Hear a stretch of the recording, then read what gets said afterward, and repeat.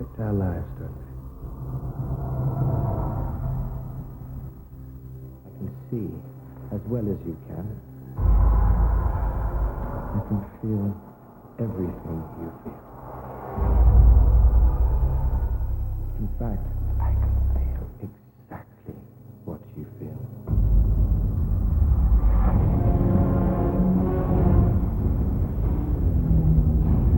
He said he's a mirror for me. I need to know where the hell he came from. The same blood runs through our veins. It was as if part of me had been stolen.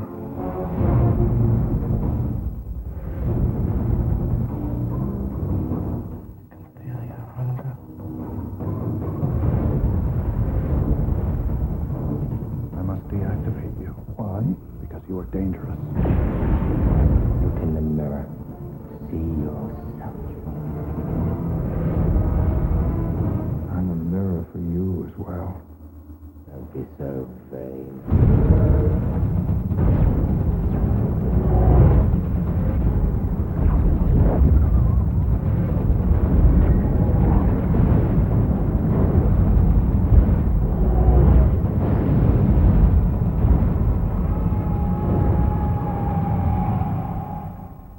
Set a course for Earth.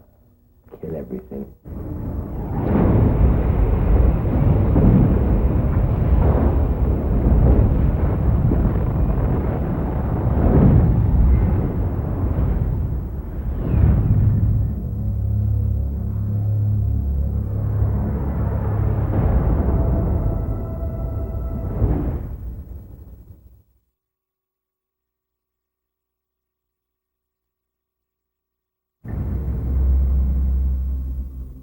Our eyes reflect our lives, don't they? I can see as well as you can. I can feel everything you feel. In fact, I can feel exactly what you feel.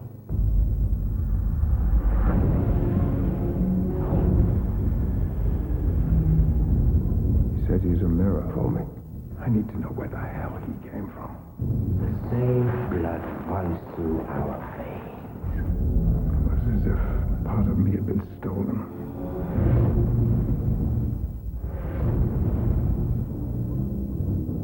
I can feel your hunger.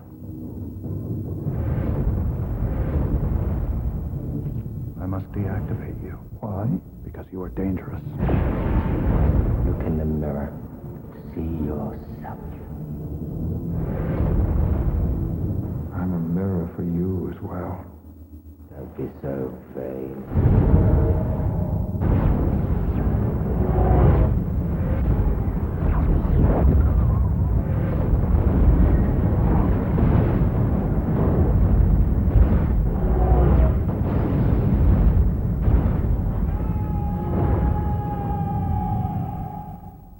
Set a course for Earth. Kill everything.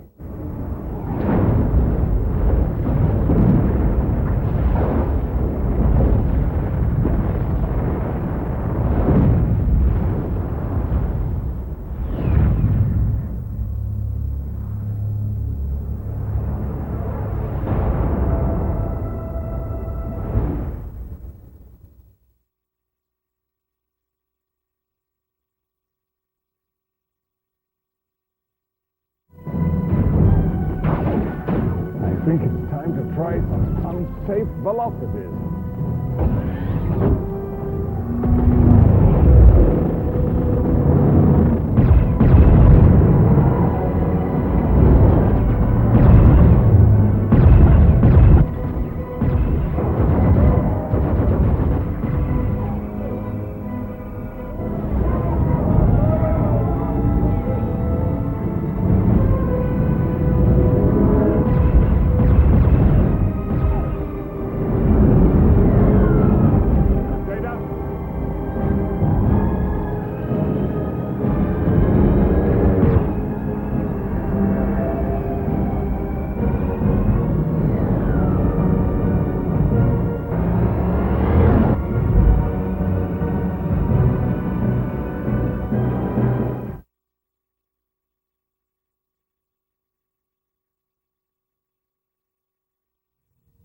Great Shinzon?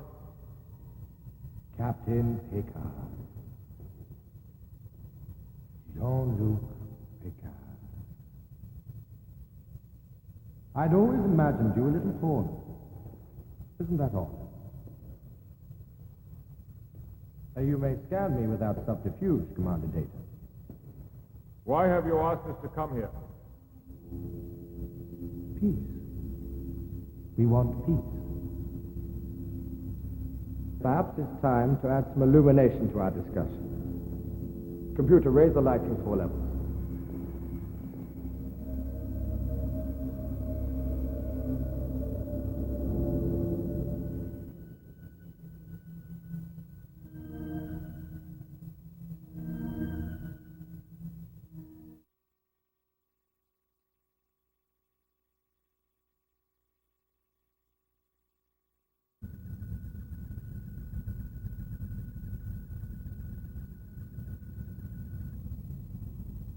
Aside from slightly elevated levels of adrenaline and serotonin, you're perfectly normal.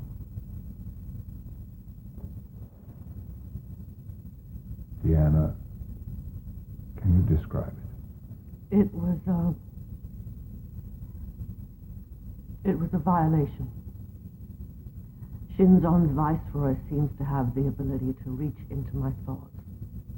I've become a liability. I request to be relieved of my duties. Permission denied.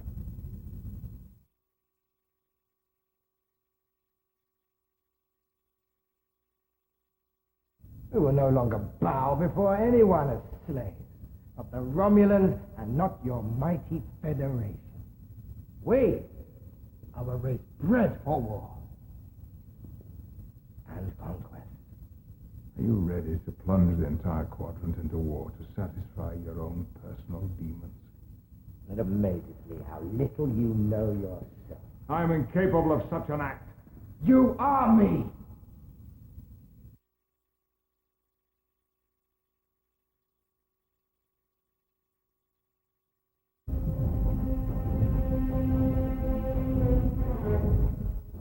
Target weapon systems and shields. I don't want the Enterprise destroyed.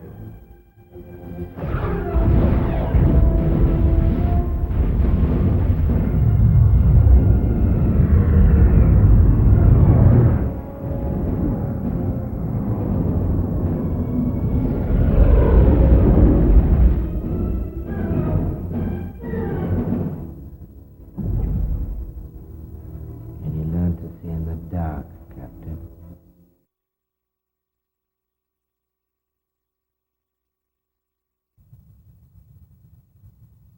Childish dreams, Captain. Lost in the dilithium mines of Remus. I am what you see now. I see more than that. I see what you could be. The man who is Shinzon of Remus and Jean-Luc Picard could never exterminate the population of an entire planet. He's better than that. Here's what his life has made. And what will you do with that life? Waste it in a blaze of hatred? There is a better way. It's too late. Never, never. You still have a choice. Make the right one now. I can't fight what I am. Yes, you can. I'll show you my true nature.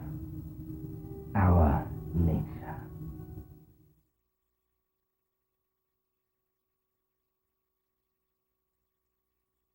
On my mark, Deanna. All hands, brace for impact. Engage.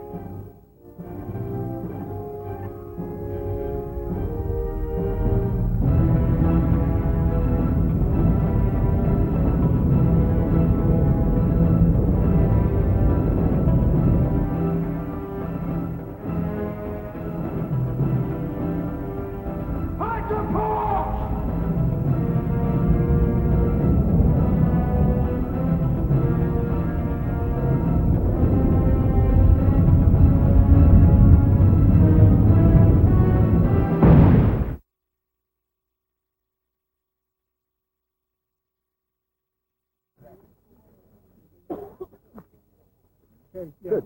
You got it? Good.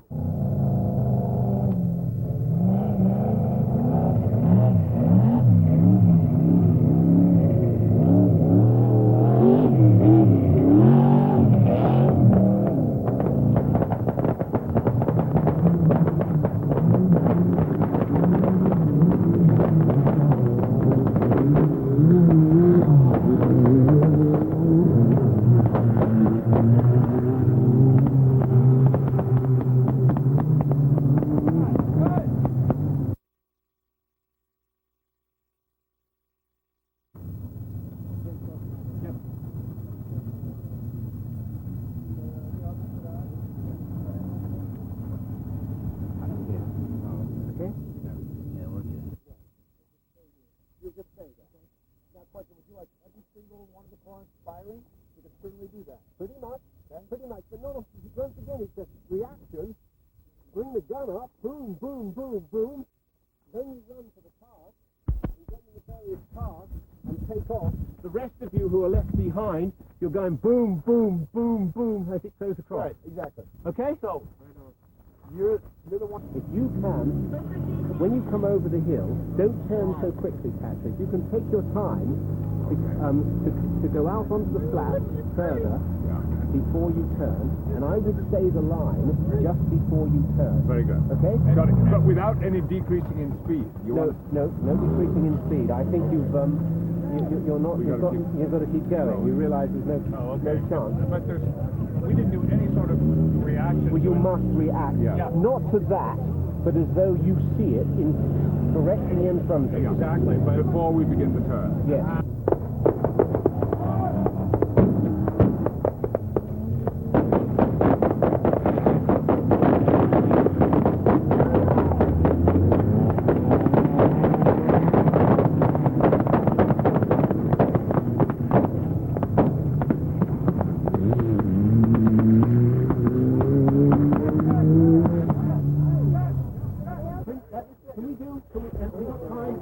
I'd like to get a closer one on Patrick.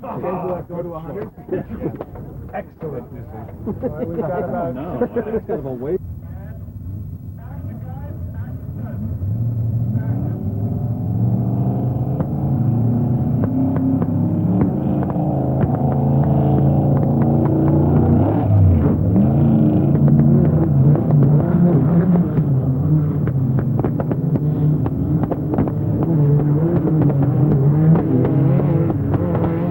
Marker?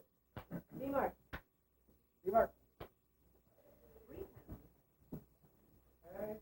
Set. Background action. Shape. Action. Mr. Wolf, coordinate our attack with the Valdor tactical officer. Triangulate all fire on any shield impacts. Aye, sir. Aft shields are down to 40%. Keep our bow to the scimitar. Auxiliary power to forward shield. Aye, sir.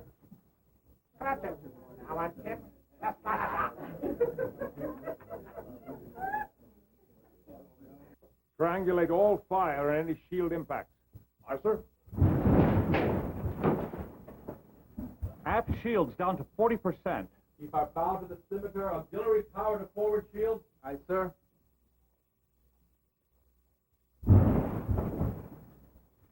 Forward shields down to 10%. Bring her about.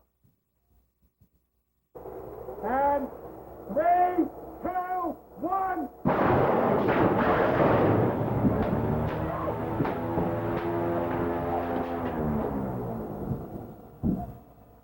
Three, 1, 2, 3, 4.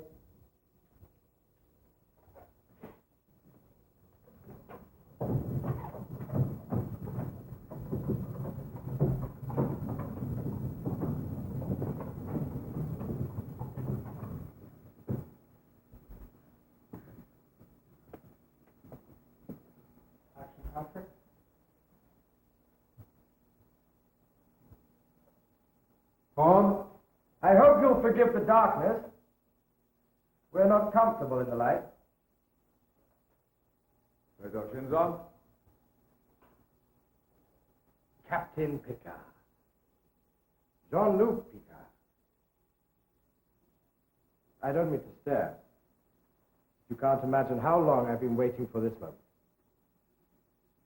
I'd always imagined you a little taller. Isn't that all?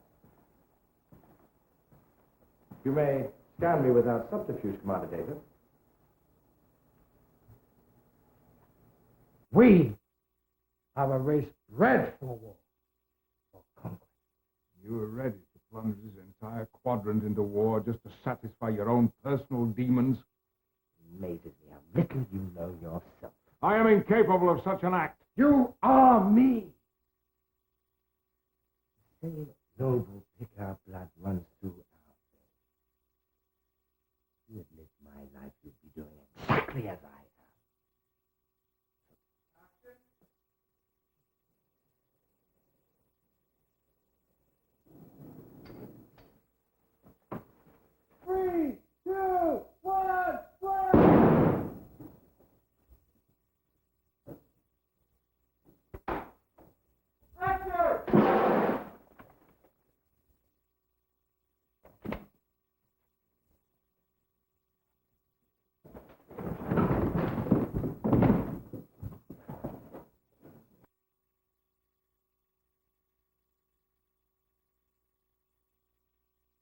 look at two individuals who physiologically are the same, but in terms of personality and mental development and desires, needs, ambitions have become very different.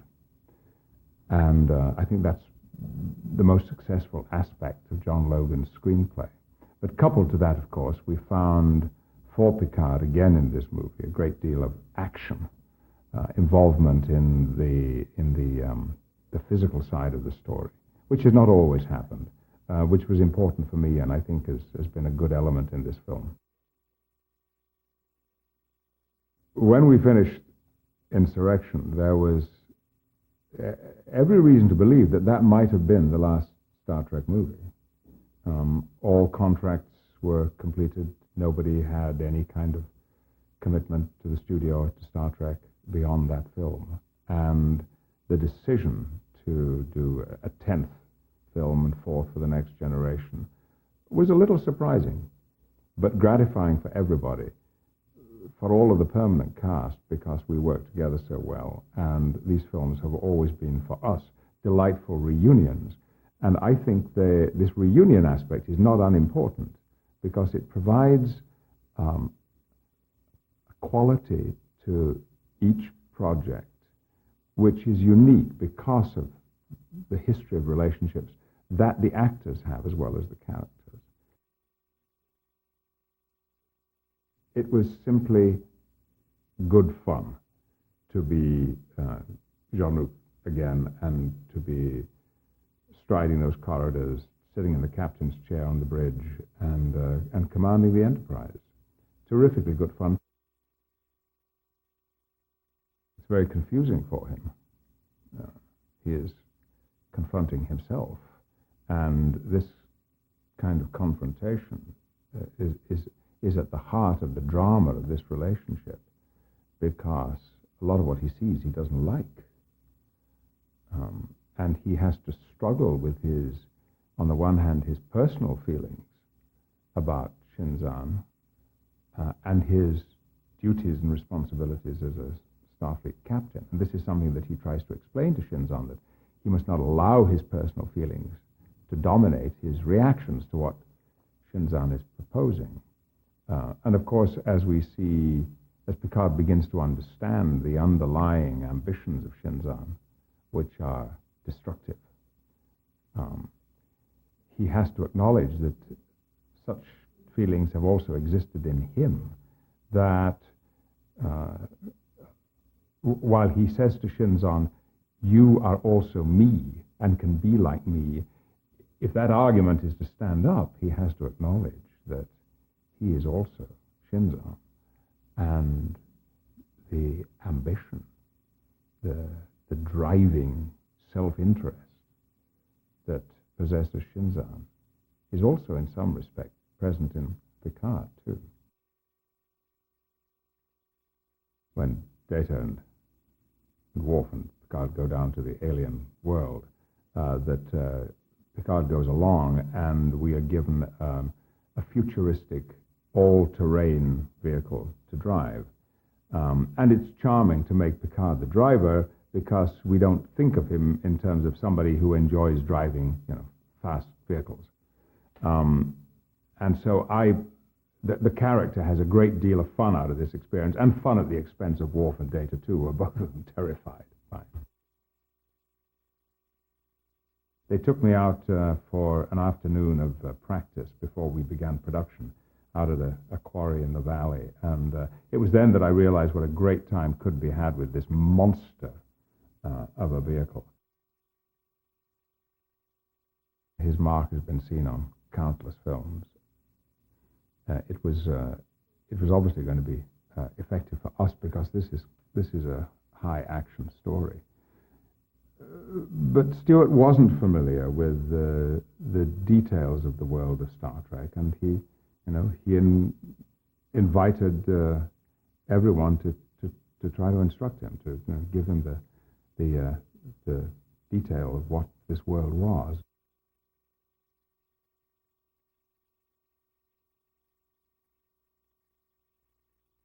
It has been a pleasure to be able to read the paper between takes instead of stress about getting the proper coverage, and is the costume the right color, and what about the color of the walls, and how wide should this shot be, and all the necessary tedium that Stewart is dealing with. I've really taken a sort of guilty pleasure in sitting back and putting my feet up and having a conversation with Patrick instead of worrying about the scene, worrying about what's going on in our lives. It's really been, it makes one aware of how much more we are pampered as actors than we are as directors. I think the audience wants Star Trek to be an action movie, and this certainly has that in spades. I think we've all benefited by having a new set of eyes direct the film. He's a very smart man and very well prepared for what he's taken on, because it's a bear.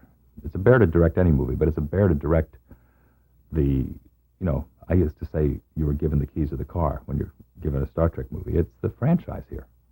And he's got a great script, and he's got a great plan, he's got a great team. I think Nemesis is a return to the classic, strong, action, heroic Star Trek that audiences have embraced before.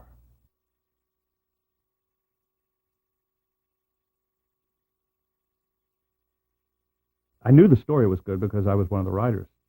John Logan and Rick and I wrote the story, and I was on the phone with John almost every day about the script. So I may be a little biased, but I thought it was pretty exciting. And John is a quality writer. He wrote was one of the writers on Gladiator. He wrote Any Given Sunday. He's in development on a zillion films with some of the great filmmakers right now, and we were just incredibly lucky to have him write a script for us.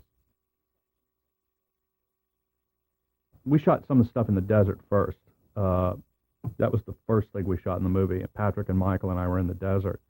And Patrick, I remember, thought it felt really bizarre to be there and in the characters again, and to be seeing Data and Worf and being Picard. And I actually had finished another movie the day before, playing a completely different character.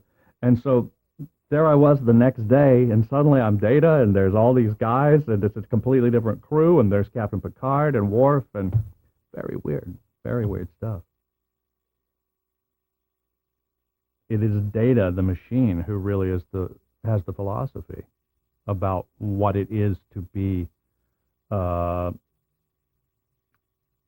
what it is that makes us what we are.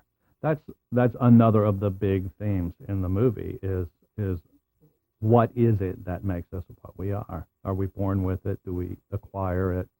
Do we choose it? I enjoyed Stewart. I enjoyed his energy and his commitment and his just relentlessness and real desire to make a good picture. I mean, he really cared deeply about this being a good film, and he's got a wonderful sense of action, and is one of the great editors of action of all time. And I enjoyed working with him. Obviously, there's a little bit of all of us in our characters. Patrick and Captain Picard, there's a really slim line between Patrick and Captain Picard. I would say, really, the biggest difference between the two of them is that Patrick's funnier. But, Patrick has a great sense of humor. He's really fun to work with and great to be around.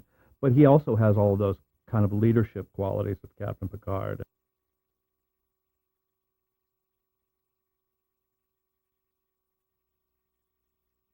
Well, I was actually pretty excited, knowing going in, of course, that John Logan, was at the helm.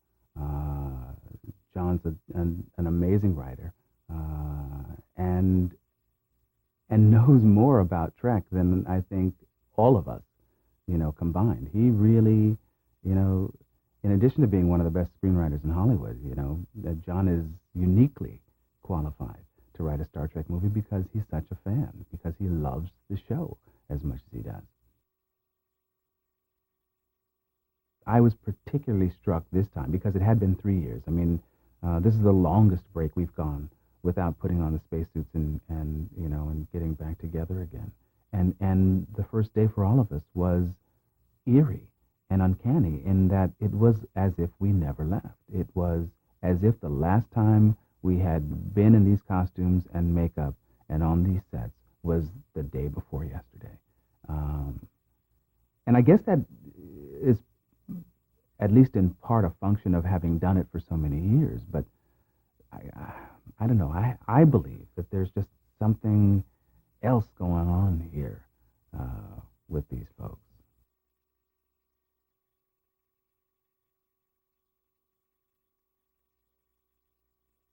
The reaction that I initially had about when I first read the script was that it not so much returned to what Star Trek used to be, but it sort of like kind of went beyond a little bit. It didn't really you don't have the same type of characters and the same type of feel that the original had, even when they were doing the movies.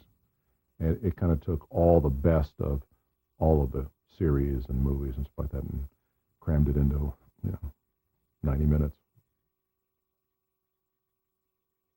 They have a bachelor party, and he gets totally wasted the night before, and he was just he's not enjoying himself at the wedding because he just has a tremendous hangover, a Klingon hangover. It's not so much, we want to reach a wider audience, which is gravy, believe me, but they just want to do a good movie, and so they got all the right elements.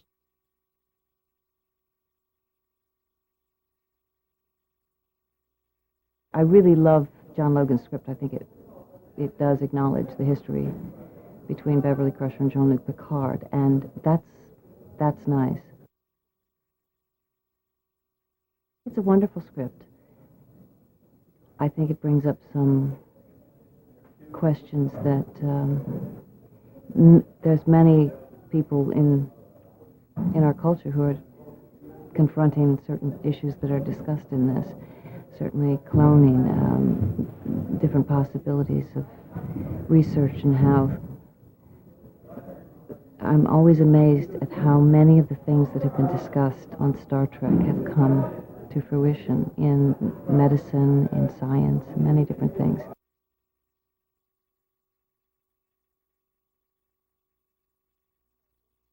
It's just not fair. I only, when it's like, whenever we're going to trash the Enterprise, they make me drive because for some reason, it's okay if the chick's driving.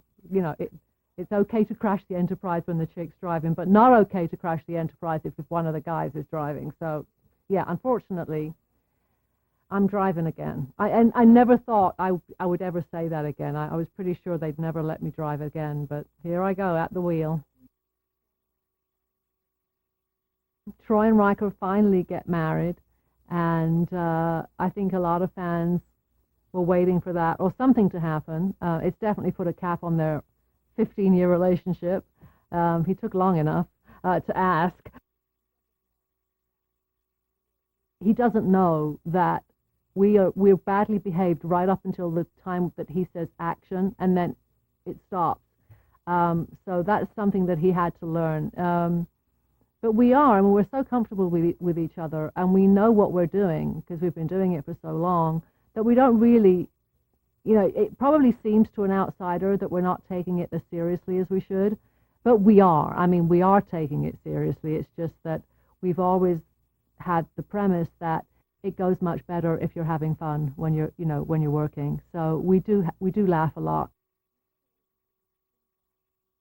My relationship with Shinzon is based on the fact that he's never seen a human female before, and I'm the first one that he sees, and consequently he becomes obsessed with me. And what happens because of this obsession is he kind of gets the Viceroy in working with him, and they invade my mind. I'm encouraged by this movie. I'm very excited about it, and I'm really I'm proud of the work that we all did. I think more so than any of the other movies. I think this drew something out of us all that was extra.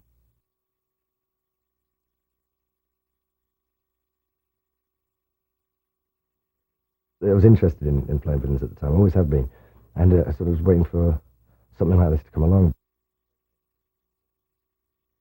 I play a character called Shinzon from a planet called Remus, though he's not from Remus, because there are Remans who live on Remus, and if you'll see that they don't look anything like me, because I'm actually a clone of Patrick Stewart's character Picard. I think the idea of the perfect villain is somebody who sits back and thinks, well, how can I honestly take this off the page and play this genuinely somebody I mean, I know you wouldn't meet Shinzon in the supermarket, but, or at farmer's market, or whatever it's called. You're not exactly going to bump into this guy, but at the same time, you've got to think, well, I have bumped into some, orphans. I have bumped into, you meet people who've got very sad stories, and if you can genuinely try and take a human being out of what was, called a villain on a page, then that makes an interesting villain.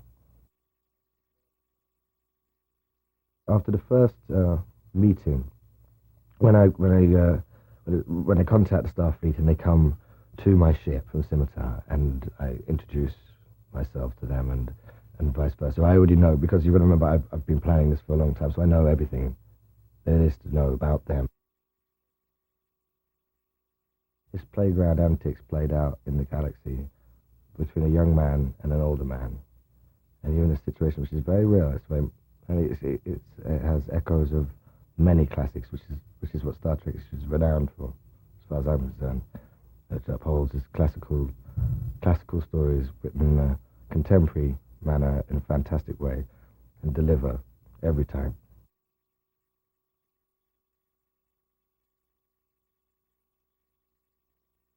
It's good to be part of a legacy, It's a legacy. Star Trek is part of the fabric of our lives. Nice to be part of that. I take my cue from Nichelle Nichols, who was a part of the fabric of my life, as Lieutenant Uhura. So I'm really happy to be here. Really happy to be bringing Guinan back for a little bit of hello to the cast, because we have not seen each other for quite some time.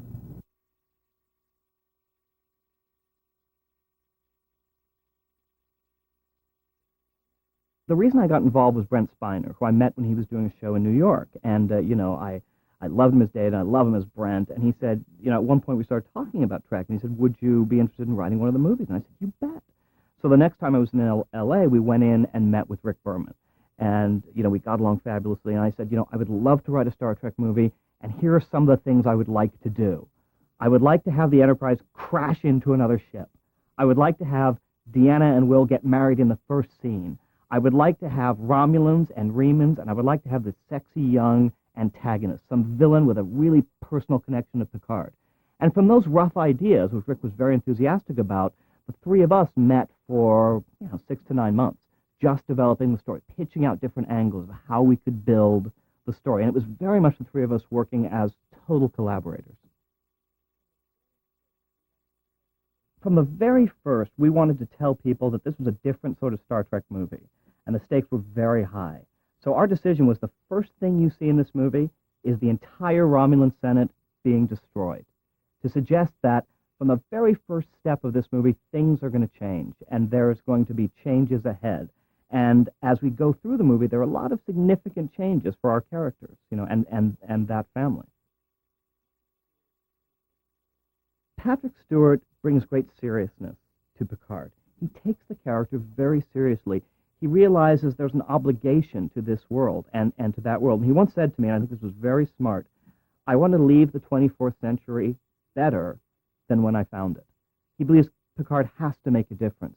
And because he's lived with the character for 15 years, he's been able to chart and help shape the character. And certainly when we would meet, he was invaluable. Patrick Stewart was invaluable in terms of helping guide Picard through that story, because he has a very profound sense of responsibility for that character. To me, in any movie, whether it's Star Trek Nemesis or Gladiator or any movie you'd care to name, the central driving force is conflict between a hero and a villain, a protagonist and an antagonist. So I felt very early on that Picard had to have some very personal relation to the antagonist, the way that Captain Kirk did with Khan in Star Trek II, or Captain Picard did with the Borg Queen in First Contact, because of their history. So from the very beginning, we set to create a character that would have a personal resonance for Picard. So the stakes weren't simply the destruction of Earth or the universe. The stakes were something very important to Picard. And it was very early on we came up with the central idea for the movie, the very simple idea of Picard versus Picard. How do you throw something at a hero he's never had before? You throw himself at him. He has to deal with himself. So the idea of taking a younger, vital, sexy version of Picard and throwing him up against the Picard we know with his gravitas and his morality was, for me, as a dramatist, incredibly exciting for the sparks it could create. Stewart has been great. He comes to Star Trek as an outsider, which I think is invaluable. And in a way, so do I, because this is my first professional job dealing with the world. And I think both of it we come from a different perspective, which I think is sort of fresh and bracing. And Stewart has certainly brought a vision that is unimaginable to me. His collaboration with Bob Ringwood, with Herman Zimmerman, with all his colleagues, has created truly an epic movie, a movie with grandeur and scope and passion, much more than I ever would have imagined, because it takes collaborators like that to expand on a vision and give you the grandeur that a big movie requires, and Stewart has definitely done that.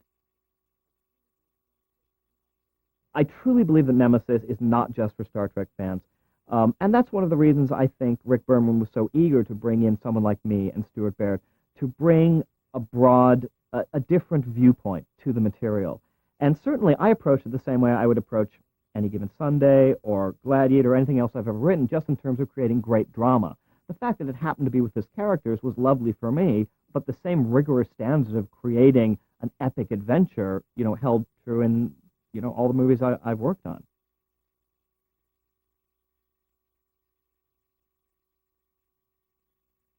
I was very, very entranced by John's abilities and his love of Star Trek. And so he and Brent and I sat down and we started developing